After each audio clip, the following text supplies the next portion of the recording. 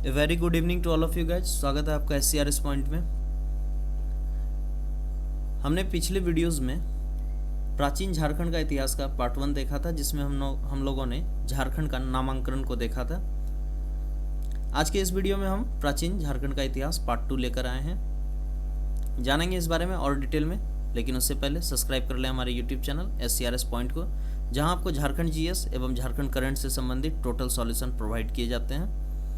इस सेशन की PDF आपको हमारे टेलीग्राम ग्रुप में मिल जाएंगे और टेलीग्राम ग्रुप का लिंक आपको डिस्क्रिप्शन में दे दिया गया है।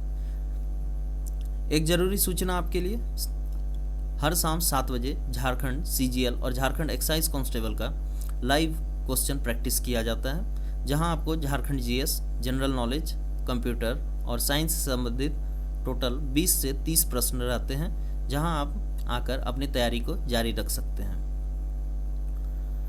तो आज के इस सेशन में हम लोग मौर्य काल में झारखंड की स्थिति क्या थी वो देखेंगे।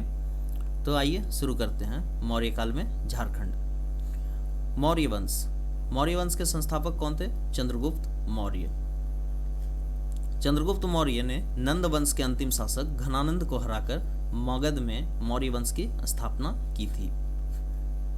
इसको ध्यान रखेंगे। और नंद वंश के संस्थापक थे महापदनंद, ठीक है। और अंतिम शासक घनानंद, जिनको हरा दिया चंद्रगुप्त मौर्य ने और मगध पर नंदवंश की स्थापना की थी। चंद्रगुप्त मौर्य के गुरु कौटिल्य थे, जिनका दूसरा नाम विष्णुगुप्त और चाणक्य भी है, जो कालांतर में मगध राज्य के प्रधानमंत्री भी हुए हैं। चाणक्य द्वारा लिखित पुस्तक अर्थशास्त्र में उन्होंने झारखंड को कुक्कुट या कुक्कुट देश कहा है, ठीक है। इसको ध्यान रखेंगे। और अर्थशास्त्र में ही इंद्रावनक नामक एक नदी का जिक्र आया है, जिस नदी से हीरे प्राप्त होते थे, ये उसमें बताया गया है। इंद्रावनक नदी का संबंध शायद ईव और शंख नदी से है, इसकी पुख्ता जानकारी नहीं है। मगध राष्ट्र में आटविक नाम का एक पदाधिकारी जनजातियों पर नियंत्रण रखने के लिए होता था, ताकि वो दुश्मन सेना में जाकर मिल ना जाए।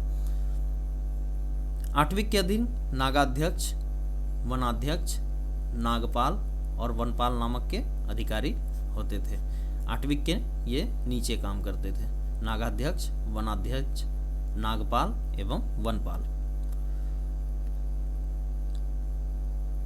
चंद्रगुप्त मौर्य के बाद अशोक का जिक्र आता है प्राचीन झारखंड के इतिहास में।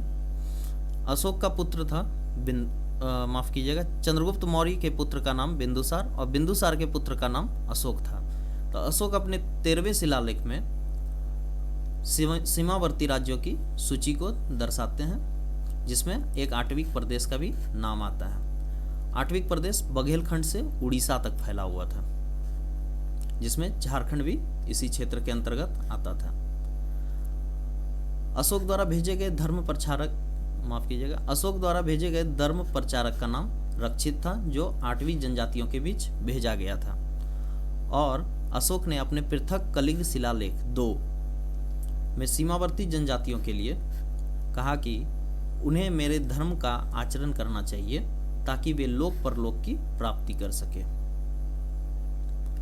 यहां पर ध्यान दीजिएगा, अशोक ने अपने पृथक कलिंग शिलालेख 2 में लिखा था, किनके लिए लिखा था? सीमावर्ती जनजातियों के लिए लिखा था कि उन्हें मेरे धर्म का आचरण करना चाहिए, जिससे वे लोक परलोक की प्राप्ति कर सके। नेक्स्ट हम लोग देखेंगे मौर्योत्तर काल में झारखंड का।